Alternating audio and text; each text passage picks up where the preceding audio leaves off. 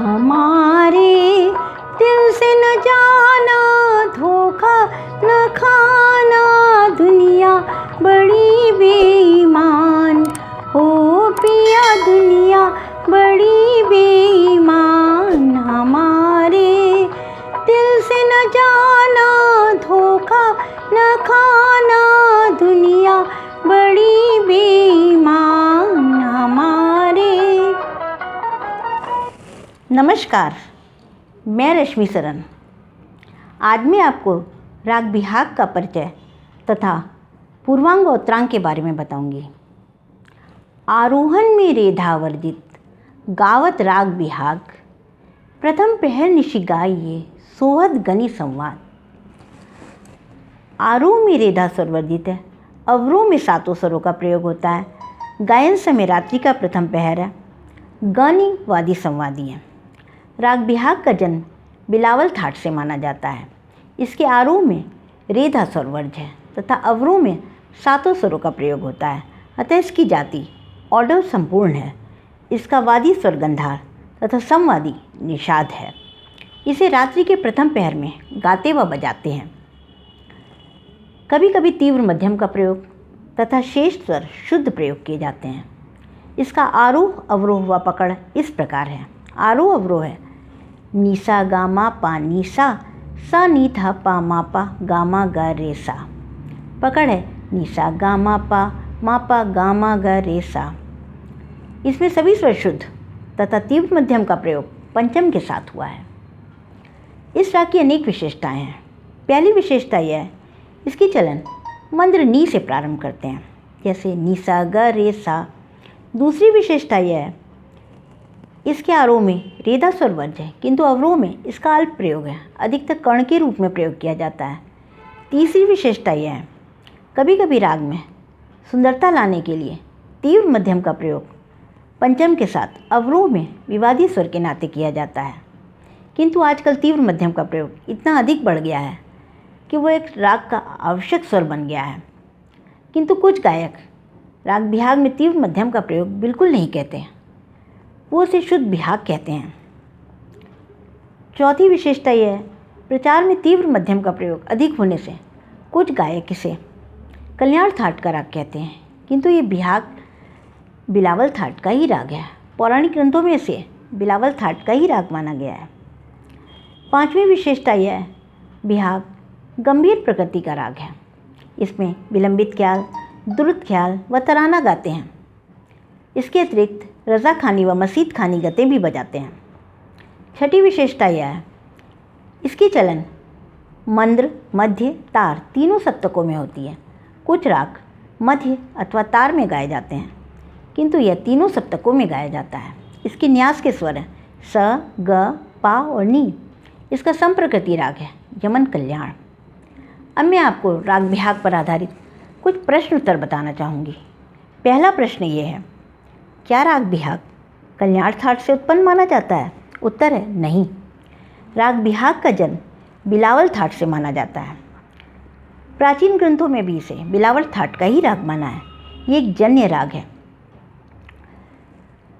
दूसरा प्रश्न है, राग बिहाग में ग वादी है, अतः ये पूर्वांग प्रधान राग है या उत्तरांग प्रधान राग है? उत्तर है राग बिहाग में वादी ग है, इसलिए ये पूर्वांग प्रधान राग है। तीसरा प्रश्न है, राग बिहाग में माँ विवादी है या अनुवादी? उत्तर है जो स्वर राग में प्रयोग किए जाते हैं उन्हें अनुवादी स्वर कहते हैं। जो स्वर राग में प्रयोग नहीं किए जाते उन्हें वज्र स्वर कहते हैं। और वज्र स्वरों का जब अल्प प्रयोग राग में सुंदरता लाने के लिए किया जाता है तो उसे विवादी कहते हैं। और तीव्र मध्यम का प्रयोग राग में विवादी स्वर के नाते हुआ था, किंतु आजकल तीव्र मध्यम का प्रयोग इतना अधिक बढ़ गया है कि वो एक आवश्यक स्वर बन गया है। दूसरे शब्दों में हम कह सकते हैं तीव्र मध्यम राग बिहाग में अनुवादी स्वर हो गया है। अब मैं आपको पूर्वांग और उत्तरांग के बारे में बताऊंगी। पूर्वांग और उत्तरांग को जानने के लिए सबसे पहले हम सप्तक के 7 स्वरों में तार सा जोड़ देंगे, जैसे स, रे, ग, म, प, ध, नी, सा। अब इसको 2 बराबर भागों में बांटेंगे। पहला सा से माँ तक पूर्वांग तथा पा से तार सा तक उत्तरांग मानेंगे। लेकिन कुछ कठिनाइयों के बावजूद हमारे संगीत शास्त्रकारों ने सा से पा तक पूर्वांग माना और मा से तार सा तक उत्तरांग माना। इसी प्रकार दिन के 24 घंटे को भी 2 बराबर भागों में बांटा। 12 बजे दिन से 12 बजे रात्रि तक पूर्वांग और 12 बजे रात्रि से 12 बजे दिन तक उत्तरांग माना। 12 बजे दिन से 12 बजे रात्रि के बीच गाए जाने वाले रागों को पूर्वांग प्रधान अर्थात पूर्व राग कहा और 12 बजे रात्रि से 12 बजे दिन तक गाए जाने वाले रागों को उत्तरांग प्रधान अर्थात उत्तर राग कहा। वादी संवादी के विषय में हमारे संगीत शास्त्रकारों का ऐसा मानना है कि एक को सप्तक के पूर्वांग से तथा दूसरे को सप्तक के उत्तरांग से होना चाहिए। यदि वादी सप्तक के पूर्वांग से है तो समवादी सप्तक के उत्तरांग से होगा और यदि वादी सप्तक के उत्तरांग से है तो समवादी सप्तक के पूर्वांग से होगा। जैसे रे और धा वादी संवादी हैं तो रे सप्तक के पूर्वांग से, धा सप्तक के उत्तरांग से, और धा रे वादी संवादी हैं तो धा सप्तक के उत्तरांग में है ही, रे सप्तक के पूर्वांग में होगा। दूसरे शब्दों में हम कह सकते हैं वादी संवादी दोनों स्वरों को सप्तक के एक हिस्से से नहीं होना चाहिए। जब हमने सप्तक के पूर्वांग में सा से मा तक माना था और उत्तरांग को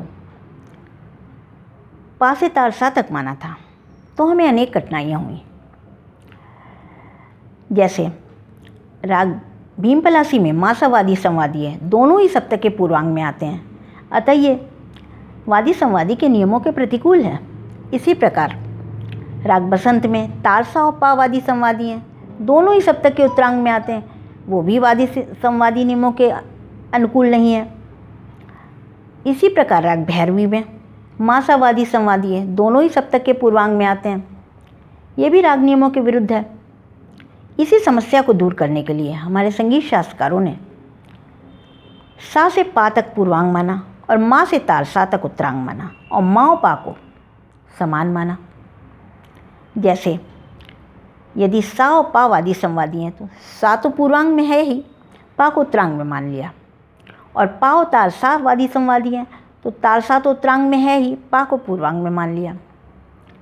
अंत में मैं ये कहना चाहूँगी, वादी संवादी में से एक स्वर सप्तक के पूर्वांग में, दूसरा सप्तक के उत्तरांग में होना अत्यंत आवश्यक है। आज मेरे विषय का यही अंत होता है और अगले वीडियो में मैं आपको राग बिहाग और राग यमन का अंतर बताऊंगी। मेरे चैनल को लाइक कीजिए, सब्सक्राइब कीजिए और अगले वीडियो में फिर मुलाकात होगी। नमस्कार।